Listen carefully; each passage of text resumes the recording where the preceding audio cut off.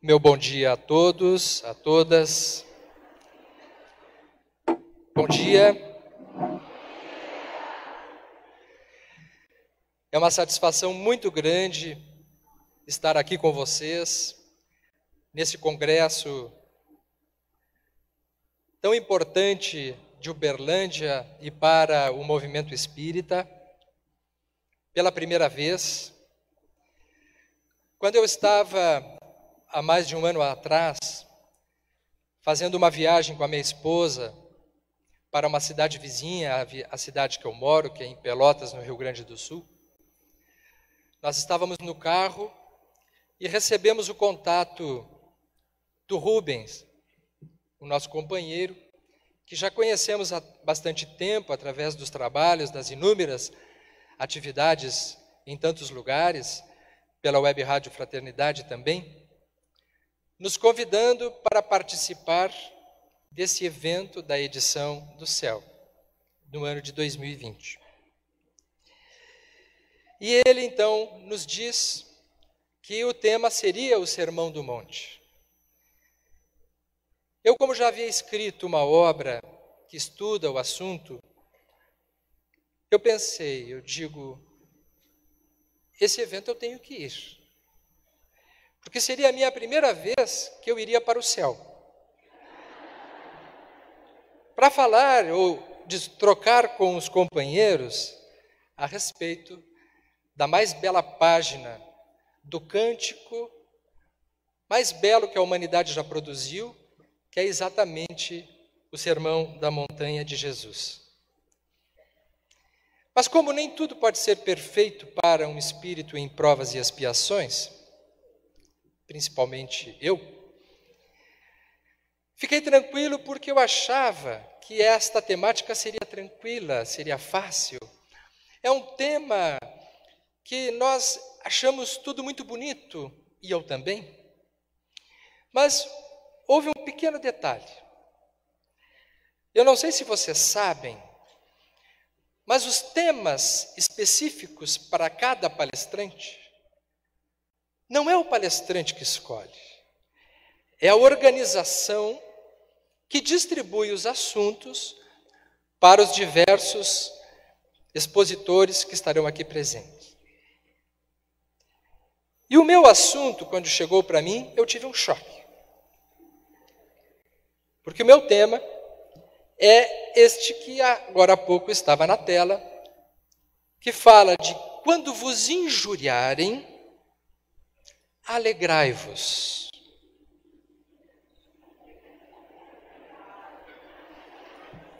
Porque grande é a vossa recompensa nos céus. Se considerar que a recompensa não é no céu, aqui no Congresso Espírita de Uberlândia, que não existia ainda no tempo de Jesus, ele está nos falando de uma recompensa em algum tipo de instância que nós nos sentiremos felizes por termos sido ofendidos e injuriados. Mas quando eu olhei para esse assunto, e eu sou, por atividade profissional, há mais de 30 anos, eu sou médico, psiquiatra e psicoterapeuta. Eu não sei vocês, mas quanto a mim, quando alguém me injuria e me ofende, eu não consigo me sentir alegre.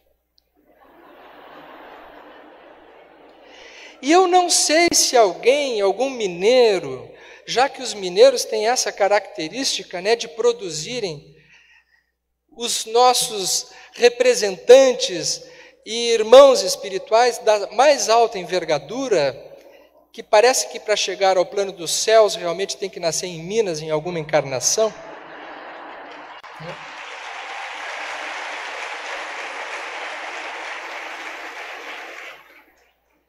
Mas eu estou desconfiado que vocês também não conseguem ficar alegres quando são ofendidos. E eu confesso a vocês que durante a minha atividade profissional, eu nunca encontrei ninguém que consegue fazer isso que na literalidade da colocação de Jesus ele propõe. No entanto, na pergunta 625 do Livro dos Espíritos, que já foi aqui citada inúmeras vezes, que é exatamente quando Kardec pergunta ao Espírito de Verdade qual é o modelo ideal e guia que terá sido oferecido à humanidade, eles responderam Jesus. Então Jesus, ele é um modelo, segundo a colocação espírita, para os humanos. Se Jesus é um modelo para os humanos, ele terá que ser um modelo possível e não um modelo impossível de ser copiado, de ser seguido. Não pode ser um modelo que nos dá um guia que é impossível para nós alcançarmos. E se Jesus foi humano o suficiente para que a gente consiga se identificar com a sua proposta,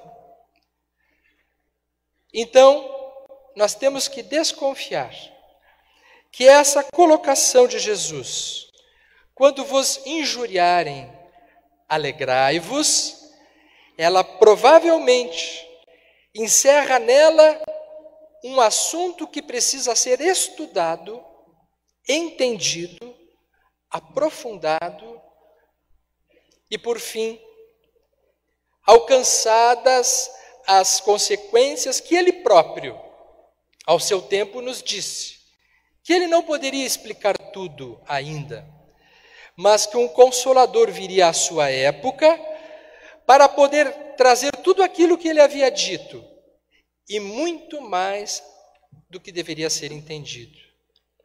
Então eu convido a vocês, nesse momento, a fazermos um breve estudo sobre o que nós podemos alcançar acerca destas colocações. Porque se não é possível, e isso é factível, não é possível uma pessoa se alegrar diante de uma injúria. Não é possível. Ninguém se torna feliz e alegre no momento que é ofendido. Existe dentro de nós uma reação que instantaneamente se apresenta como uma reação de contrariedade a tudo aquilo que é ofensivo, que é agressivo em relação a nós. E mesmo que a pessoa ela possa pensar que naquele primeiro momento de uma agressão, de uma ofensa ou de uma injúria, ela esteja, de certo modo, conseguindo ficar acima daquela agressão, muito provavelmente ela está reprimindo, ela está negando algum tipo de comportamento ou algum tipo de emoção que vai ficar guardado dentro dela. E essa conta virá mais adiante, se ela não se der conta disso.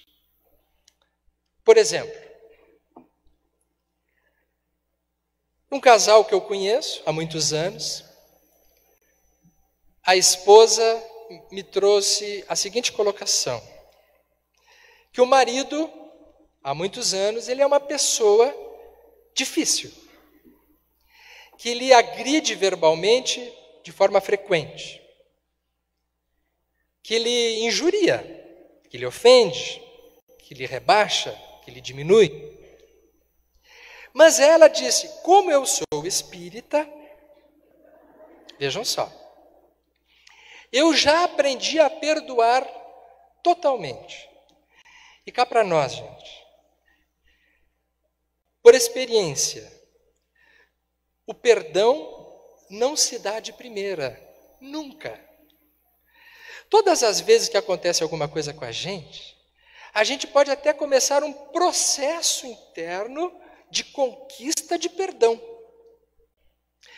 Quando Jesus dizia que nós devemos perdoar não 7, mas 70 vezes 7, aos meus ouvidos parece também ele dizer que nós precisamos de 70 vezes, 7 vezes oportunidades mentais para conseguirmos perdoar. Porque de outro modo é uma proposta impossível. Alguém vem e nos ofende, a gente recicla rapidamente e perdoa de primeira a outra pessoa. E se não consegue fazer isso, não se sente cristão e espírita o suficiente. Como se isso fosse possível de ser seguido. Isso não é possível de ser seguido. Quando a mensagem de Jesus ela é mal entendida, nós transformamos as suas colocações para um modo concreto de entendimento. E talvez a gente precise exercitar uma outra maneira de entender Jesus, que é uma maneira subjetiva, entender qual é o significado subjetivo das suas palavras. Então a esposa dizia, quanto ao marido, para mim, eu sou muito espírita, porque sempre que ele me ofende, eu me alegro, porque eu amo. Eu digo, nossa, vai desencarnar rapidinho, né? Porque já virou anjo rapidamente. E quando a gente evolui muito rapidamente aqui, a gente sai do planeta de expiações e provas. Mas como ela não desencarnou, eu fiquei desconfiado que tinha alguma coisa errada ali. Mais adiante eu fiquei sabendo como é que era esse perdão dela, esse amor, quando o marido me disse, eu sei que eu sou nervoso com ela, sou agressivo, eu perco a minha paciente, mas há muitos anos ela não tem mais relações sexuais comigo. Eu digo, é mesmo? Ela disse, mas por quê?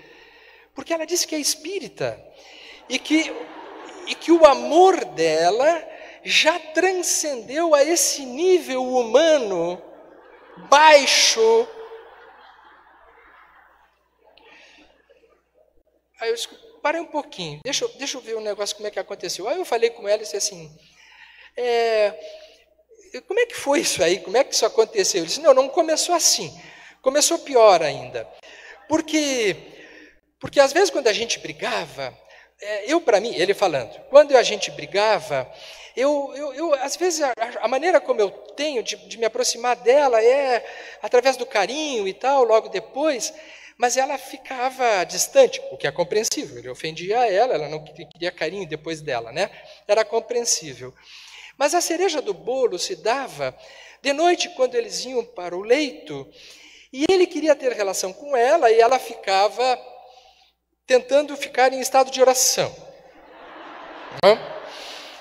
E então, em determinado momento, eles estavam tendo relações sexuais, e ele, obviamente, mais entusiasmado, que é normal para qualquer ser humano, e as palavras que ela dizia eram assim, olhava para os olhos dele e dizia assim, pensa em Jesus, pensa em Jesus. É mole? Durante a relação sexual. E aí ele me diz o seguinte, eu não sei vocês como é que se sentiriam numa situação como essa, mas ele me diz assim, Sérgio, você é espírita, mas é normal um negócio desses? Né? Porque tem momentos que não dá para pensar em Jesus, tem momentos que não dá. Pensa em Jesus depois, agradece, mas na hora, pensa em Jesus. E assim, ela foi destruindo a nossa relação. Eu fui perdendo o desejo. E fui ficando com uma raiva cada vez maior. E aí eu entendi que muitas vezes, por trás de um conceito teoricamente espiritual, existe uma raiva, existe um ressentimento, existe uma fúria não reconhecida dentro das relações. Então, o perdão, esses conceitos superiores, eles precisam ser alcançados dentro de uma caminhada verdadeira no nosso ser interior.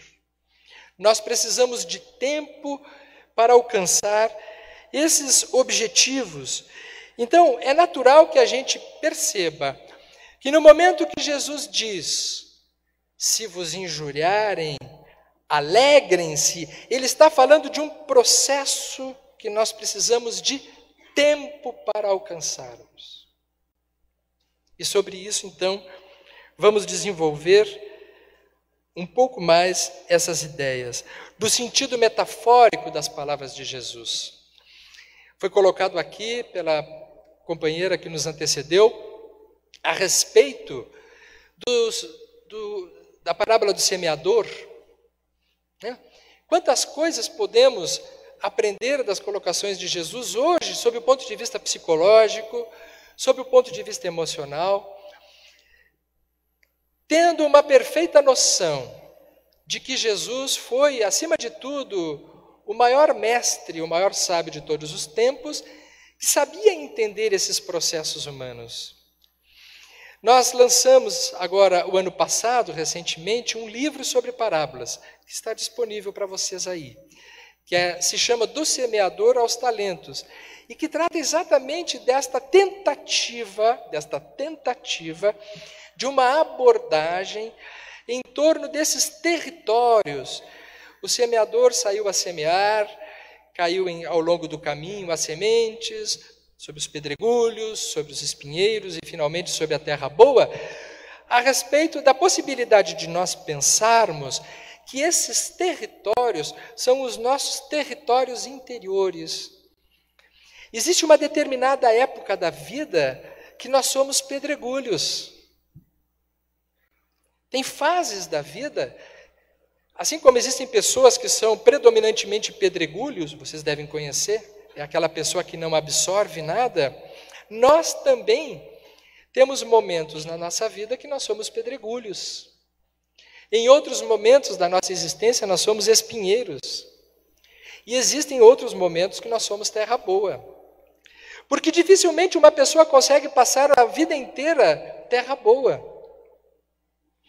Deve ter acontecido com vocês também. Há momentos que nós estamos mais em condições de traduzir uma mensagem espiritual significativa através do trabalho, da caridade, do amor ao próximo. E tem outros períodos da nossa vida que não, que nós temos algumas dificuldades. Jesus sabia disso. Então ele fala na sua metáfora, através das parábolas, que nós temos esses vários territórios dentro de nós. E nós também somos sementes que frequentemente vamos encontrar as pessoas dentro dessas mesmas colocações. Então, de um modo geral, existe uma tarefa importantíssima para nós espíritas no momento atual que nós vivemos, que é retornar a Jesus através da nomenclatura e do arcabouço de recursos que a doutrina espírita nos oferece, para tentarmos entender um pouco mais a respeito das suas profundas mensagens que vararam o tempo e que chegam até nós, na atualidade, com a força daqueles tempos em que o Mestre caminhava pelas margens da Cesareia, da Galileia, de Nazaré, de Jerusalém, por todos os caminhos, e ele com aquela sua túnica simples, ele que não tinha local, ele que não tinha templo, ele que não escreveu nada, ele que não se preparou para ser nenhum tipo de divulgador, senão um ser especial que Deus nos deu como modelo e guia, preferiu ficar 30 anos junto com a sua família para apenas em 3 divulgar a sua mensagem. O que significa o mais perfeito de todos ter dedicado apenas 1/10 do tempo da sua vida na Terra para ensinar, sendo que os outros 30 anos ele conviveu no ambiente próximo da onde estava. O que será que isso significa para nós? Particularmente para nós que temos uma espécie de uma ânsia de ficar falando o tempo todo e ensinando o tempo todo para os outros. Jesus, que foi capaz de trazer a divisão da humanidade antes dele e depois dele, era um homem sem ansiedade, era alguém que não tinha angústias aflições. E que quando dizia alguma coisa baseada no seu exemplo, o mais profundo que poderíamos ter, que é o exemplo das suas máximas maravilhosas. E ele diz assim: porque é grande a vossa recompensa nos céus. Essa é uma outra colocação que, se nós pegarmos pelo sentido literal, ela não é possível de ser entendida. Porque ninguém se sente feliz com uma agressão agora, porque depois, numa outra vida, terá algum tipo de recompensa. Muitas vezes, a comunidade religiosa comum se comporta dessa maneira, e muitas pessoas vivem assim, o que é um risco muito grande. Das pessoas aguentarem injúrias, aguentarem ofensas, se tornarem passivas. É comum os religiosos não terem uma motivação, uma atitude ativa diante dos problemas, das injustiças sociais, porque tem uma ideia de que, se forem bons e ficarem aguardando, isso é o suficiente para, depois da morte, ter uma recompensa nos céus. A pergunta que nós temos que fazer é a seguinte: se nós somos injuriados, magoados e ofendidos, e não trabalhamos esses conteúdos dentro de nós, ao desencarnarmos, nós vamos para o céu? Provavelmente não. Porque uma pessoa que desencarne magoada, ofendida, ela não tem condições, por sintonia, de habitar planos felizes. Então só há uma maneira da pessoa ir para o céu: é a pessoa já estar no céu. O céu não é um lugar para depois. O céu é uma condição emocional para agora. Nós escolhemos agora estar no céu ou estar nos umbrais. Então, quando ele nos fala: quando vos injuriarem, alegrai-vos, porque grande será a vossa recompensa nos céus, ele não está falando de tempo nem de lugar. Ele está falando de um trabalho interno que nós precisamos fazer. Muito bem, então agora eu vou começar a palestra. Quem está dormindo pode acordar, porque algumas reflexões são importantes em torno desses dois blocos. Vamos dividir essa colocação de Jesus. Quando vos injuriarem, alegrai-vos. Vou me dedicar agora um pouquinho para pensar um pouco mais sobre isso. E grande será a vossa recompensa nos céus. O segundo bloco. Um amigo meu, ainda esta semana, me disse o seguinte: Sérgio, é muito interessante que quem nos elogia, a gente esquece. Mas quem nos ofende, a gente se lembra para sempre. Por quê? Porque quando nós recebemos coisas boas, nós estamos num estado psíquico de gratificação. Ele é muito importante. É uma fase do nosso desenvolvimento, da autoestima, no qual nós precisamos ser reconhecidos pelos outros. Mas o que nos faz crescer é quando nós entramos em contato com as frustrações. Nós, seres humanos, nos desenvolvemos nas frustrações. Os nossos pensamentos criativos nascem a partir das nossas frustrações. Então, quando uma pessoa nos agride ou nos ofende, a gente não consegue esquecer. A gente fica com aquilo na cabeça. Nunca aconteceu com vocês, quando recebe algum tipo de crítica ou de colocação ofensiva, de ficarem pensando sobre isso e, passados muitos anos, não conseguir esquecer daquela injúria, daquela ofensa? Por quê? Porque todas as vezes que nós somos ofendidos, injuriados, agredidos, e sentimos que aquilo foi, de certo modo, injusto, e nós não conseguimos esquecer, isso significa que isso mexeu com a gente. Isso nos leva a um momento interior de conflito. Tudo aquilo que a gente não esquece significa que tem algo dentro da gente que ficou reverberando, que ficou machucado e que precisa ser encontrado. É a grande tarefa do autoconhecimento. A notícia ruim que eu trago para vocês aqui no domingo de manhã é que quem quer buscar doutrina espírita tem que estar pronto para entrar em contato com os próprios conflitos.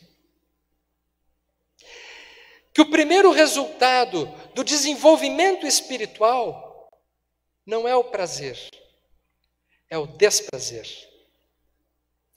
Que a primeira etapa do nosso desenvolvimento de maturidade, de crescimento psíquico, não é a alegria e a festa, é o silêncio e a reflexão. E sobre isso queremos lançar logo a seguir algumas reflexões a respeito de qual o papel do Espiritismo na nossa vida, segundo os conceitos de Kardec, seguindo as orientações de Jesus, para podermos entender se nós estamos mais em festa ou se nós estamos mais reflexivos e mergulhados nos nossos conflitos, nas nossas dores e no nosso processo de transformação interior. Então, quando Jesus diz, quando vos injuriarem, alegrai-vos, o que tem muita ligação quando ele diz, bem-aventurados os aflitos, o que tem muita sintonia e coincidência quando ele diz, quando baterem na vossa face direita, oferecei também a outra. Isso tem muita ligação quando ele diz, pensais que eu tenha vindo trazer a paz? Eu não vim trazer a paz. Eu vim trazer a espada. Onde houver 5 dentro de uma casa, 2 estarão contra 3 e 3 contra 2. E todos estarão em briga entre si. Pensais que eu tenha vindo trazer a paz? Não, eu vim trazer a divisão. Eu vim trazer uma espada, a espada que corta. Que espada é essa que Jesus nos propõe? A espada é o símbolo da luta ou do corte. Os 5 que Jesus nos fala podem ser entendidos como os nossos 5 sentidos. Porque muitas vezes nós estamos olhando para o que nós não deveríamos, estamos escutando o que nós não deveríamos, estamos falando o que nós não deveríamos, e Jesus então propõe uma espada, a espada do corte. Se aquilo não está produtivo para nós, corta. Mas como é difícil cortar os nossos vícios, os nossos prazeres dispensáveis e inúteis. Quantas vezes nós ficamos abraçados ao relento das nossas emoções, das nossas sensações mais infrutíferas? Pensais que eu tenha vindo trazer a paz? A paz de Jesus não é aquela paz de quem fica se deliciando e querendo apenas não ter sofrimentos. A paz de Jesus é aquela do indivíduo que busca a si mesmo e, portanto, entra em conflito com as suas motivações. É aquela pessoa que se dá conta que quando ela foi injuriada e ela se ofendeu, é porque ela se acha importante o suficiente, é porque ela se acha, muitas vezes, tão grande que qualquer colocação em direção a ela que não seja uma coisa agradável, ela fica ofendida. Então Jesus está nos ensinando nesse momento que quando uma injúria nos chega, não é a injúria que nos alegra. A injúria é uma oportunidade para nós olharmos para dentro de nós e vermos aonde foi que tocou, aonde foi que mexeu. E aí começa uma longa caminhada que muitas vezes demora uma vida inteira, que é de nós nos conhecermos. Em que parte do ego que isso nos incomoda? Quem que eu sou que eu não tinha percebido até então? Então, neste trabalho de transformação interior, eu vou descobrindo sobre mim coisas que eu não sabia. E ao final do processo eu me alegro. E aí a grande recompensa nos céus. Existe o céu dentro de nós, assim como existe o inferno dentro de nós. Eu estou muito feliz hoje, porque está na primeira fila deste evento uma pessoa que eu amo muito, que se chama a doutora Irvênia Prata, que fez a prece de abertura do evento.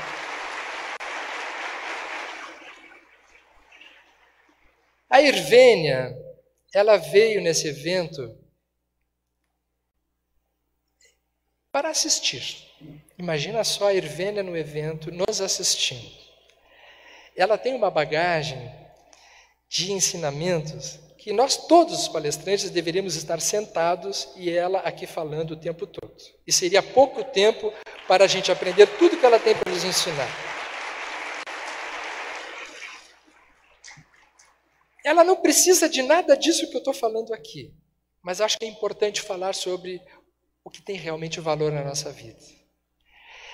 Tenho aprendido na convivência com ela que o céu é a pessoa poder ser tão tranquila que não precisa da fama, não precisa do sucesso, não precisa do reconhecimento externo, porque o próprio trabalho produtivo que ela faz já é uma recompensa.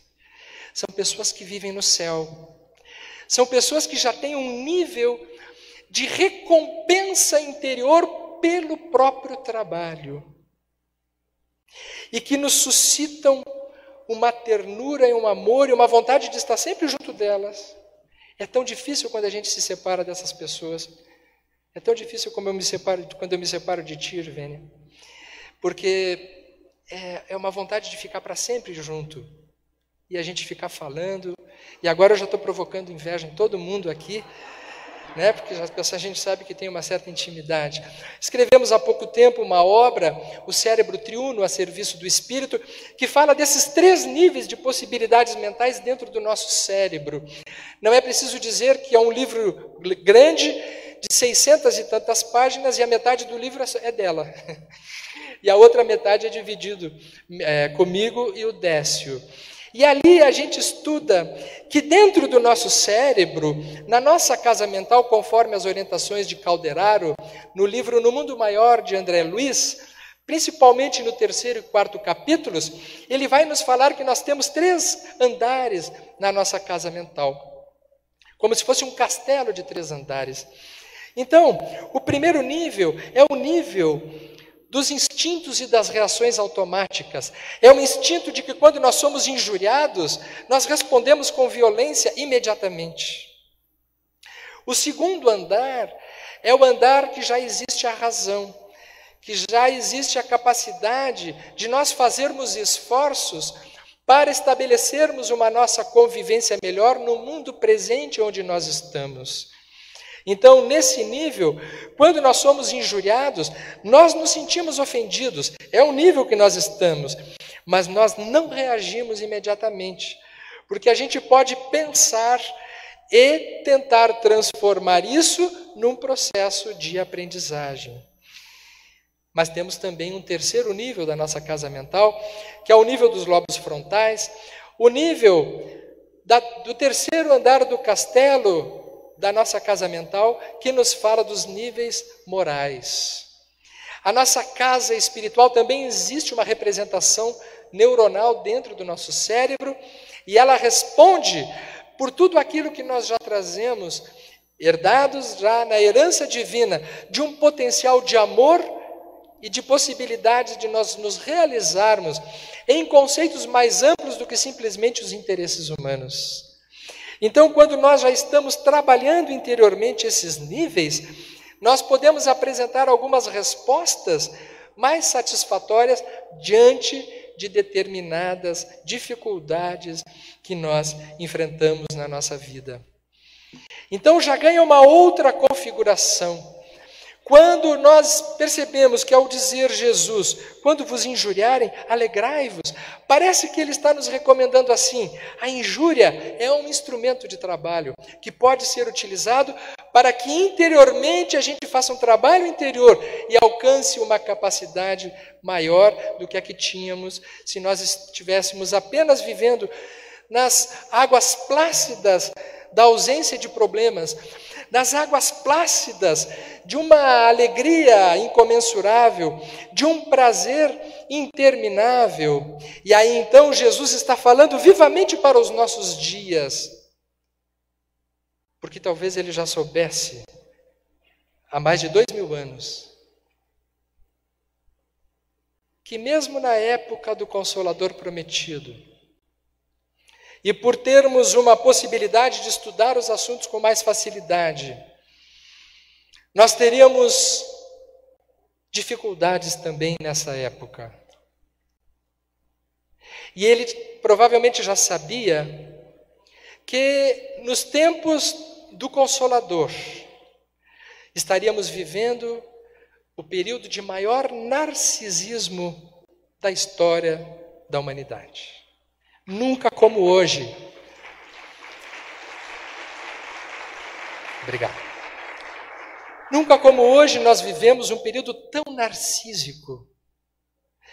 Nunca vivemos como hoje um período em que há uma carência tão gigantesca dentro de nós, que ainda não tendo aprendido a mensagem de Jesus e tendo feito esse trabalho interior, estamos tentando nos recompensar através de muitos fetiches da modernidade. Entre eles, a imagem, a necessidade quase que viciante de ser visto o tempo todo, uma necessidade absurda de ter prestígio, de ser famoso, de ser reconhecido, de ter olhares inúmeros em relação a si mesmo, de ter aquisições, de ter poder, de tudo aquilo que leva ao prazer imediato. E é preciso refletir, meus amigos. Nesse momento eu peço a vocês que a gente possa fazer uma séria reflexão acerca de uma passagem do nosso Mestre Jesus, quando ele se adentrou dias antes da Páscoa,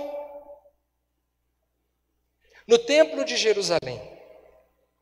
Ele já havia feito isso aos 12 anos de idade, quando ele estava com seus pais, indo à Páscoa, e foi o período que ele falou para os doutores da lei no Templo de Jerusalém. Muitos anos depois, já então indo para a Páscoa, na qual ele seria crucificado, ele entra no Templo de Jerusalém. E ele, então, irá protagonizar uma das passagens mais impactantes da vida dele, que é quando ele entra no Templo de Jerusalém e ele percebe que lá existe um grande comércio. Existem vendedores de bois, de ovelhas, de pombos, cambistas com moedas sobre as mesas, e o que ele faz? Ele cria um chicote de cordas e expulsa os vendedores do templo e diz com muita agudez: saiam daqui, porque a casa do meu pai não é uma casa de comércio. E nós ficamos pensando, como será que está a nossa casa do pai nos dias de hoje? Naquele tempo se vendiam bois e ovelhas, e eram os produtos. Mas as representações religiosas da humanidade hoje, principalmente as cristãs, e cabe para nós uma profunda reflexão sobre as nossas instituições e eventos, qual o produto que nós estamos oferecendo na casa do Pai? Será que estamos oferecendo o que Jesus nos pediu? A reflexão? Ou será que às vezes nós desavisadamente estamos incutindo nas nossas células uma necessidade narcísica, muitas vezes, de passar mensagens impactantes, mensagens pessoais, impressionar o público, gerar um tipo de comércio do narcisismo. Este é um ponto muito delicado que nós precisamos levar em conta para a reflexão. Por favor, batam mais palmas. Mais.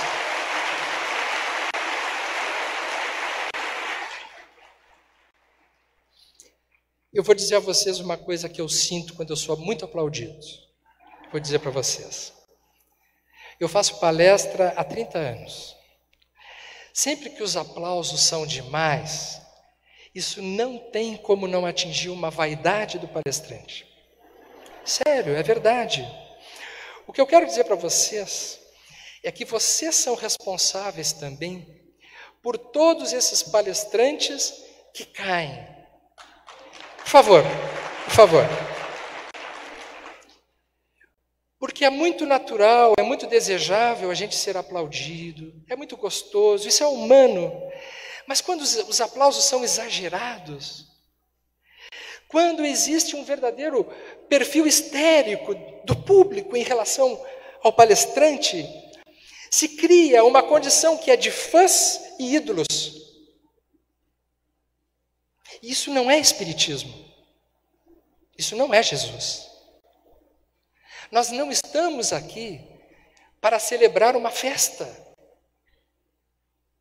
Nós estamos aqui no momento mais grave da humanidade para fazer uma profunda reflexão. O nosso momento deveria ser de mais de tristeza por não termos ainda entendido a mensagem de Jesus do que de aplausos.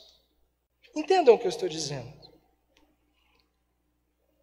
Muitos palestrantes não suportam a carga da fama que passam a ter se achando, mesmo que digam que não. E eu sou psiquiatra, eu sou psicoterapeuta e eu digo para vocês, isso eu estou permanentemente prestando atenção.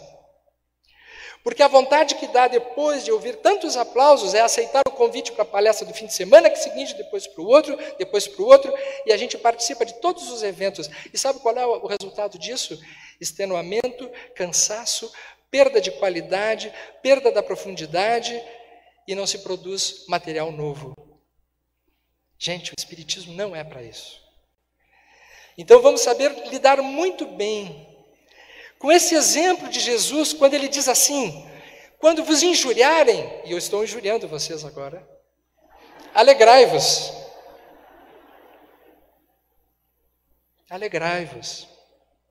Vamos ser mais comedidos, vamos ser mais reflexivos. Vamos transformar cada vez mais o templo de Jerusalém, no Espiritismo, na casa do Pai que Jesus queria. Independente do formato, isso não se refere à questão material dos recursos, não é disso que se está falando hoje. A grande erva daninha dos movimentos coletivos é a vaidade. Então nós precisamos inaugurar a injúria do narcisismo, imediatamente, para que a gente possa voltar para as hostes de Jesus. Para que esse mestre, que nos oportuniza uma reflexão tão profunda, possa realmente encontrar a sintonia que convém nos nossos corações. Há um certo tempo, mais adiante, quando ele, sabendo que a sua igreja nascente estava se perdendo, quando ele percebeu que o templo de Jerusalém agora estava disseminado por sobre todo o continente, que havia erguido catedrais enormes, baseadas na aparência, na opulência, ele manda alguém muito simples, como ele sempre faz. Ele mandou o seu primeiro Francisco de Assis. Isso é outra coisa, né? Parece que para ser evoluído tem que ser Francisco, já se deram conta, né? Francisco Cândido Xavier, Papa Francisco, né? Francisco de Assis, o pobrezinho de Assis, que traz Jesus de volta para o lugar aonde ele deveria estar. E ele nos ensina que existe uma tarefa que precisamos fazer urgentemente, que é resgatar a simplicidade e resgatar uma ligação com Deus que precisa ser religada permanentemente. E é Francisco de Assis que nos ensina através da sua prece, da sua oração, que para mim é a mais bela de todas as orações, porque é a oração da competência, que nos põe como parceiros de Deus, como parceiros de Jesus. É a oração que não nos deixa ficar pedindo apenas, mas também se colocando à disposição para o trabalho. É quando ele diz: Senhor, fazei-nos instrumentos da vossa paz. Fazei-nos instrumentos, fazei-nos parceiros. Onde houver ódio, que eu leve o amor. Onde houver ofensa, que eu leve o perdão. Onde houver discórdia, que os outros levem? Não, que eu leve a união. Onde houver dúvida, que eu leve a fé. É a oração em que o indivíduo se coloca como protagonista da ação de Deus no mundo.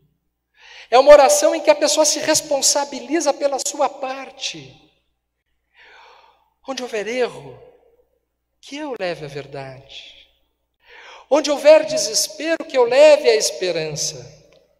Onde houver tristeza, que eu leve a alegria. Onde houver trevas, que eu leve a luz. Não mais aquela prece que dizemos para Deus ou para Jesus: Jesus, vá visitar os hospitais, visita as creches, visita os presídios. Porque quando a gente fala isso, se a gente prestar bem atenção, parece que a gente vai ouvir uma voz. No momento que a gente diz, vai lá, tem uma voz que volta e diz assim: vá você, vá você. E aí a gente encontra Jesus e diz assim: ó mestre, fazei com que eu procure mais consolar que ser consolado, compreender que ser compreendido, amar que ser amado. Por quê? Porque é dando que se recebe, é perdoando que se é perdoado, e é morrendo que se vive para a vida eterna. Sim, é perdoando que se é perdoado. É realmente se colocando como parceiro dessa força maior de Deus, nosso Pai, de Jesus, o nosso Mestre, que nós nos tornamos numa parceria que nos dará condições de nos alegrarmos por todas as injúrias, por todas as ofensas, no momento que olharmos para trás e vermos que não vivemos mais no mundo comum, já estamos vivendo no céu. Tenho certeza, meus amigos, que o congresso de todos nós,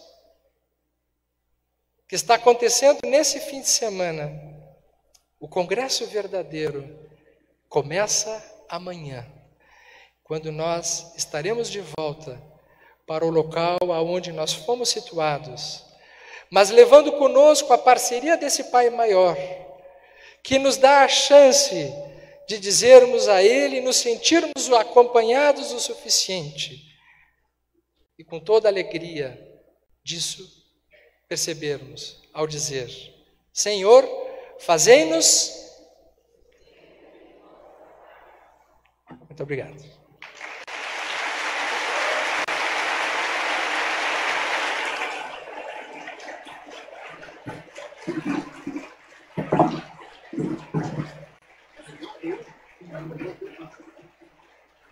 mais esse microfone aqui. Hora das perguntas e respostas. Sérgio, você está na outra poltrona? Por conta do enquadramento da câmera. Vou deixar esse microfone aqui. Você tem que segurar ele aqui. Tá. Depois eu desconto lá o seu tempo. Já está rodando o cronômetro aqui.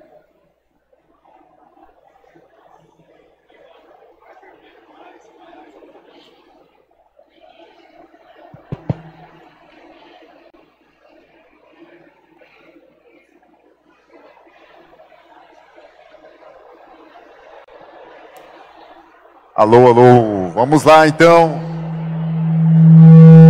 Opa. Muitas perguntas.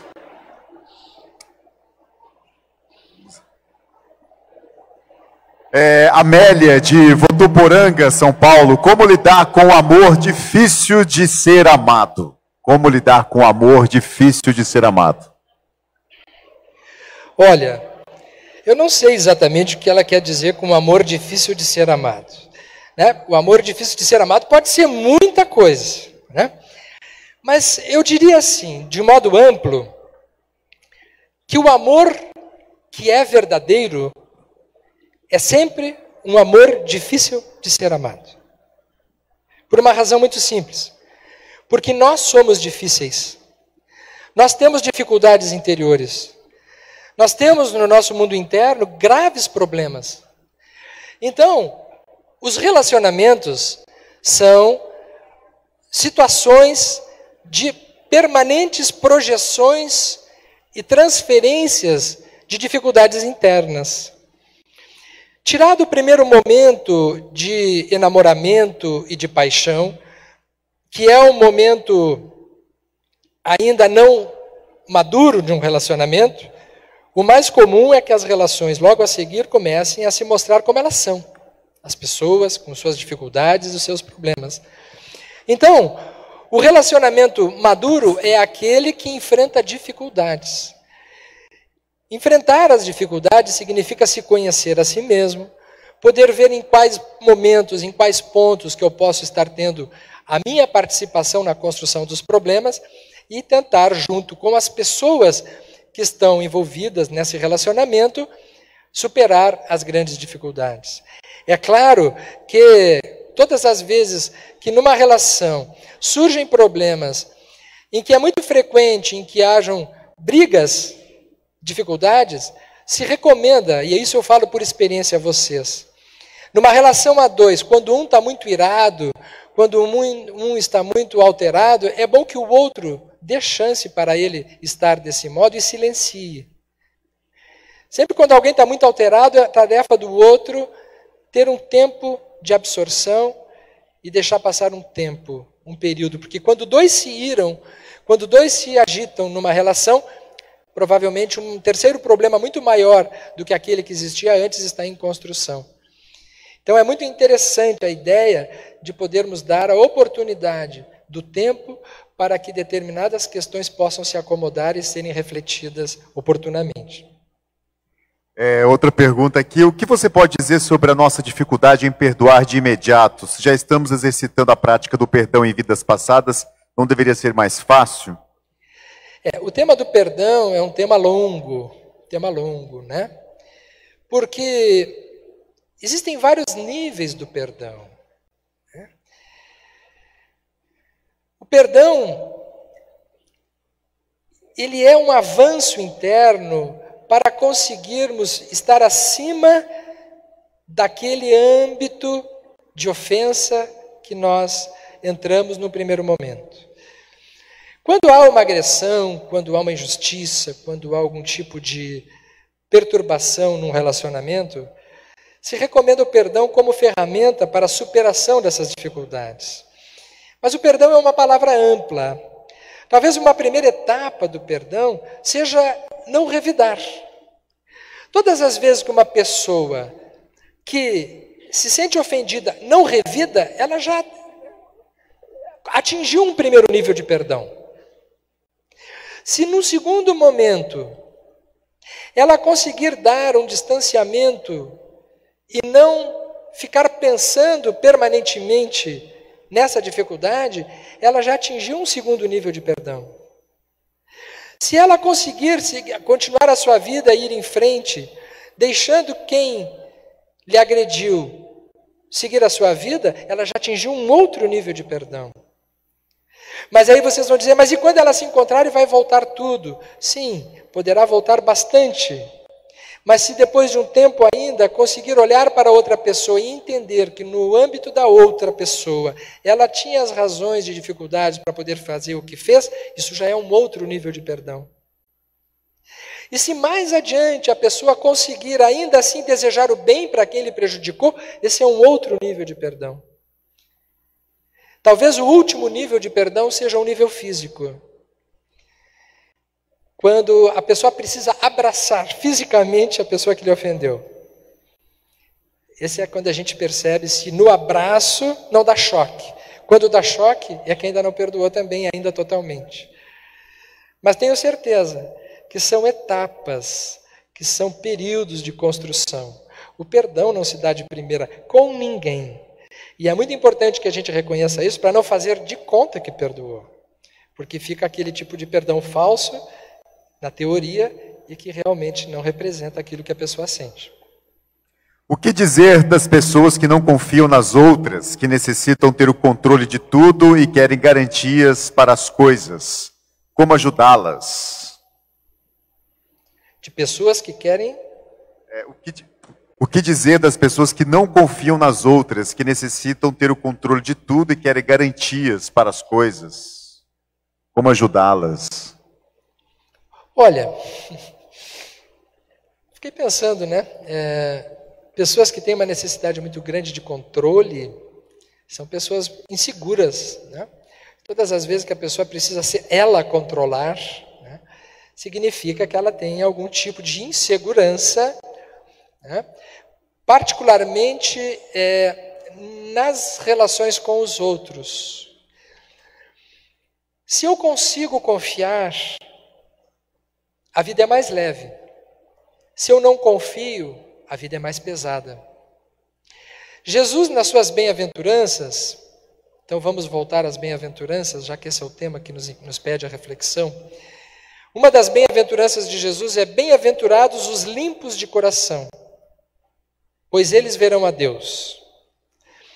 Os limpos de coração estão representados na vida de Jesus através das crianças.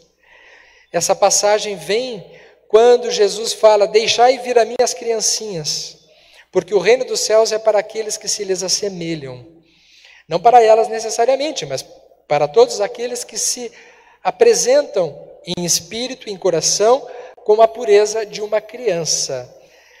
O que uma criança tem que o adulto não tem é a capacidade de confiar. Uma criança confia espontaneamente, até de forma perigosa, né?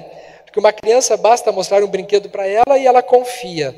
Por quê? Porque o ser humano, nós temos uma natural tendência a confiar. Nós somos seres confiantes, nós nascemos confiando. É assim que uma criança, ela confia na sua mãe, confia naqueles que lhe cuidam, que já tem uma ideia inata de que esses é que lhes farão alcançar a sua maturidade e lhe dar a sua proteção. Quando em algum nível este desenvolvimento emocional ele falha no âmbito da confiança, essas crianças têm uma tendência a se tornarem controladoras. É como se em algum momento elas tivessem descoberto que não podem confiar nos outros. E nisso gera um perfil de comportamento de pessoas que têm uma tendência a controlar tudo e a todos. Como Jesus lidava com os controladores? Jesus não confrontava, Jesus não desafiava, Jesus propunha parábolas, Jesus propunha o não desafio. Talvez no relacionamento com pessoas muito controladoras nós tenhamos que ser mais lúdicos, mais leves, menos críticos, porque quando a gente olha para uma outra pessoa como uma pessoa de verdade, querendo ouvi-la, lhe dando atenção, boa parte desses mecanismos de defesa eles se desfazem. É por isso que Chico Xavier tinha na sua vida tanta habilidade de lidar com pessoas arrogantes. Porque ele não sendo arrogante, ele sendo tranquilo, ele não desafiava. E neste momento que ele não desafiava, ele tirava as armaduras das pessoas que lhe encontravam. O grande desafio da nossa vida é nós não nos sentirmos tão desafiados, tão afrontados, tão injuriados e tão ofendidos. Talvez aí a gente consiga lidar melhor com as pessoas que são mais controladoras. Ouvimos muito sobre ressignificar os sentimentos. Fale um pouco sobre o perdão para que o corpo não adoeça. Hoje se sabe que todas as vezes que a gente consegue elaborar conflitos, eu trabalho com psicoterapia durante muitos anos. E a minha atividade principal é ouvir as pessoas falarem sobre suas dores, sobre suas questões. E o que eu mais tenho percebido é que as pessoas que se tratam, as pessoas que olham para dentro de si e olham para suas dores, elas descobrem que muitas vezes não se trata tanto de uma questão de perdoar, se trata muito mais de uma questão de compreender o que aconteceu de fato no passado. Percebo que o perdão ele é muito mais fácil quando as pessoas se conversam, se encontram. Diz respeito muito mais àquela passagem de Jesus quando ele diz: reconcilia-te depressa com o teu adversário enquanto estás a caminho com ele. Que é de não deixar passar uma situação que ficou mal resolvida. Eu vejo muito isso no relacionamento dos familiares. Ofensas que não são conversadas. Injúrias que não são faladas, que não são expressadas e que ficam guardadas.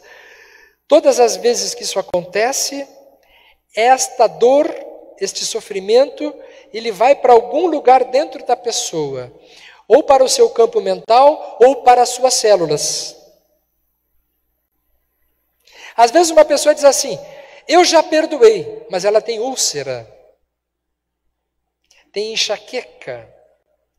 E às vezes a gente começa a falar sobre aquela úlcera, sobre aquela enxaqueca, e se dá conta que ela tem nome. Às vezes é o nome da mãe, às vezes é o nome do pai, às vezes é o nome de um irmão. E quando a pessoa começa a falar sobre essas dores, é comum que estes sintomas, eles comecem a desaparecer. Mostrando que o corpo, ele é uma espécie de uma expressão. O corpo fala daquilo que a mente não consegue dizer em palavras. Então, o trabalho de uma psicoterapia fundamental é o indivíduo entrar em contato com as suas dores e tentar encontrar as razões emocionais e transformar isso num processo secundário de pensamento, para que, conseguindo representar e simbolizar, se transformar em entendimento e compreensão. Aí a gente pode chamar disso de perdão, porque a pessoa supera uma dificuldade que muitas vezes hoje já não tem mais importância na sua vida, mas ela não sabe disso. Fernando de Niterói, Rio de Janeiro. Sérgio, poderíamos sintetizar essa proposta de Jesus, vendo a injúria como uma oportunidade?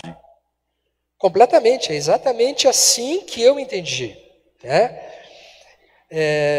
De que a injúria é uma oportunidade de um dia nos alegrarmos. Esse é o processo, né? A injúria não como algo que a pessoa se alegra imediatamente, não, como uma oportunidade de autoconhecimento. Por que aquilo te ofendeu? Vocês já se deram conta que tem pessoas que nos incomodam mais do que outras? Tem pessoas que falam coisas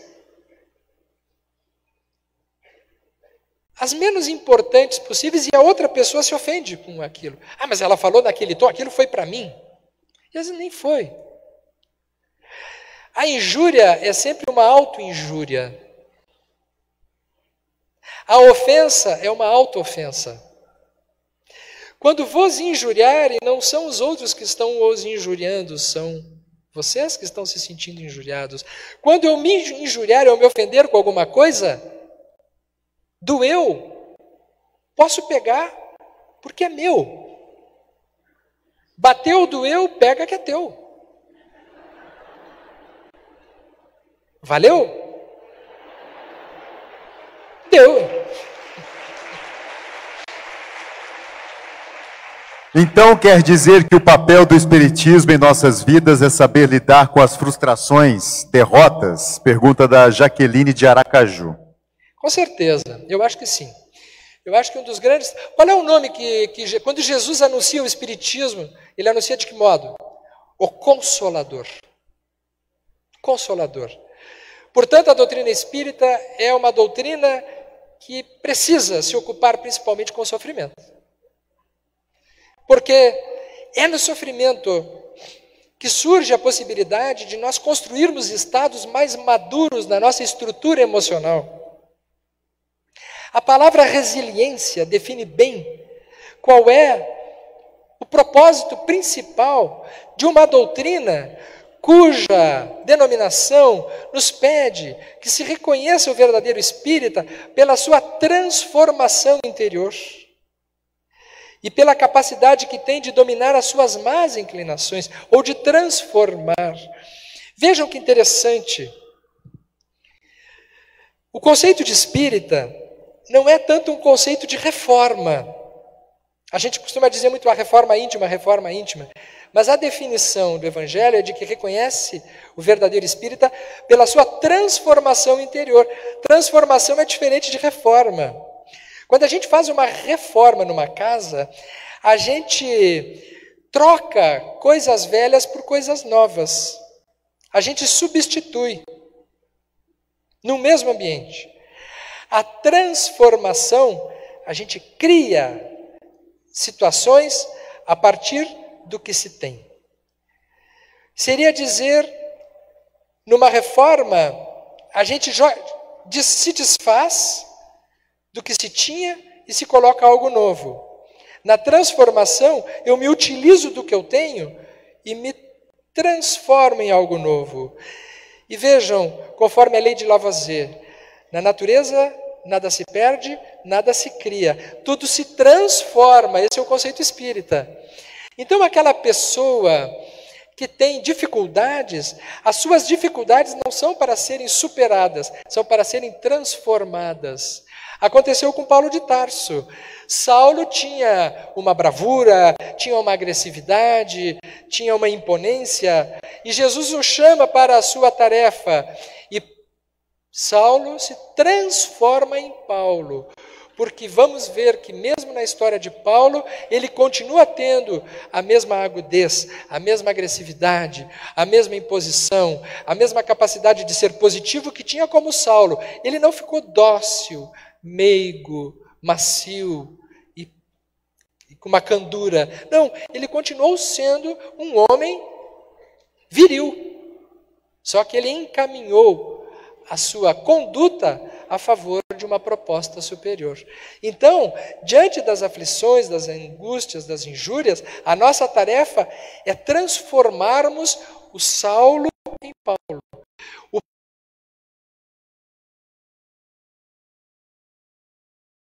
Aquelas experiências em algo positivo para si e para os outros. Tomara que a gente consiga fazer isso também. Quais os primeiros passos para vencer as injúrias ao recebê-las? Silenciar. Quando Jesus era ofendido, quando Jesus era atacado, quando Jesus era agredido, ele não ficava feliz. Nós não encontraremos nos olhos de Jesus a alegria porque foi agredido. Quando ele foi machucado, quando ele foi traído, ele ficou profundamente triste. E muitas vezes ele chorou, mostrando que mesmo Cristo também não se alegrou do modo como a gente leu. Então não foi isso que ele quis dizer. Mas encontraremos em Jesus, em todos os momentos que ele foi atacado, que lhe cuspiram no rosto, que lhe bateram na face, uma resposta ensurdecedora. Ele ficou calado. Ele ficou em silêncio. tornando o silêncio na primeira atitude que nós precisamos aprender para entrarmos em contato conosco e de darmos possibilidade de que aquele que está agredindo também possa ter uma resposta diferente daquela que ele está propondo. Todas as vezes que alguém reage a uma injúria ou a uma ofensa, ela está simplesmente perpetuando uma maneira de violência. É o que acontece com todas as pessoas que ainda não sabemos absorver em espírito e verdade a divina proposta do Cristo. Bom, a última, tá? Tem muita pergunta aqui, mas infelizmente o tempo está acabando. O que dizer da frase atual? Prefiro perder a razão do que perder a amizade.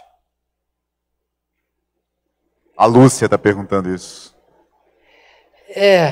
A gente fica pensando, né? Se eu entendi o que a Lúcia está trazendo, eu acho que ela tem razão. Porque nem sempre a razão é a melhor resposta. Nem sempre. Eu ouvi uma história de Chico Xavier, certa feita, de que uma vez ele estava atendendo no seu centro até tarde, e uma senhora desequilibrada, soube disso através do próprio Haroldo. Uma senhora desequilibrada entrou, estava há muito tempo esperando um passe, e deu um tapa no rosto de Chico, dizendo: eu estou aqui há muito tempo, e eu exijo que tu apliques um passe em mim. Mas ela tinha dado um tapa no rosto dele. Ele ficou perturbado, obviamente, não se alegrou também com isso, e foi para uma peça anexa, quando se apresenta Emmanuel. E Emmanuel disse: o que houve? Ele disse: tem uma mulher perturbada, ela me deu um tapa no rosto e ainda está pedindo que eu dê um passe. Eu não tenho condições nenhuma de dar um passe. O senhor não acha que eu tenho razão?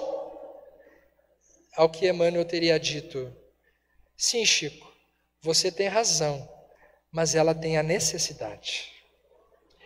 Foi o momento que Chico então se recompôs e, dentro da sua resiliência, voltou e ofereceu o que ela precisava. Realmente, meus amigos, nem sempre a gente tem que se preocupar tanto em ter razão, mas precisamos sempre estar em contato com aquilo que a nossa consciência diz, no alto de uma relação profunda com Deus, o que é que nós realmente devemos fazer. É assim que existe um pequeno poema que eu recito nesse final para encerrarmos, que diz assim: anda, avança, viajante do tempo, não são teus os passos vencidos, sequer os devaneios que se perderam nos breus. Assim como o rio não remonta à fonte, também a vida não anda para trás. Tens os pés para vencer os montes e asas na alma para alcançar a paz. Talvez no passado sofrido choras as lágrimas de infortúnios teus. Anda, avança, viajante do tempo. A vida começa agora. Logo virão as glórias, as tuas conquistas nos braços de Deus. Muito obrigado pela oportunidade. Nós que agradecemos, Sérgio. Muito obrigado. Muito obrigado mesmo.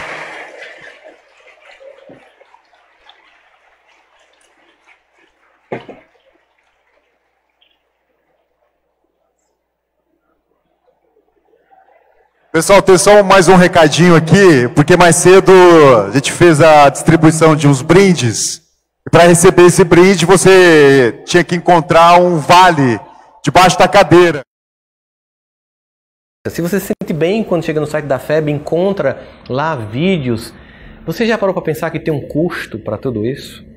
Você já parou para pensar que você poderia contribuir? Quantos suicídios já foram evitados? Porque ao acessar o site da FEB TV, acompanhar uma palestra, ouvir uma mensagem, assistir um programa, enfim, se nós queremos que o bem se propague, a gente também precisa fazer a nossa parte. A FEB TV ela representa um instrumento de comunicação fundamental da nossa instituição máter do Brasil, Federação Espírita Brasileira, que propõe paz, amor, fraternidade e o belo. Porque não é apenas um trabalho de divulgar, não é apenas o trabalho de comunicar, é o trabalho de esclarecer, de consolar e de libertar. E quando temos alguma coisa desse valor e desse gabarito, que é a programação da FEB, especialmente da TV, porque é algo que atinge de imediato o público, nós verificamos o quanto isso é importante. Todos viraram jornalistas, todos viraram articulistas, todos viraram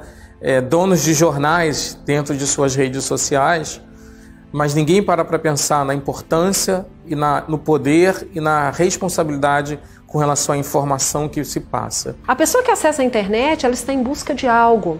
Para ela encontrar algo bom, é necessário que nós trabalhemos para produzirmos bons conteúdos. Eu quero te convidar para tu fazeres parte dessa campanha. Todos nós juntos somos sempre melhores do que qualquer um de nós sozinhos. Se a gente quer ver o Espiritismo levando essa esperança, a gente precisa trabalhar agora. Você já pensou em ajudar a consolar outros corações?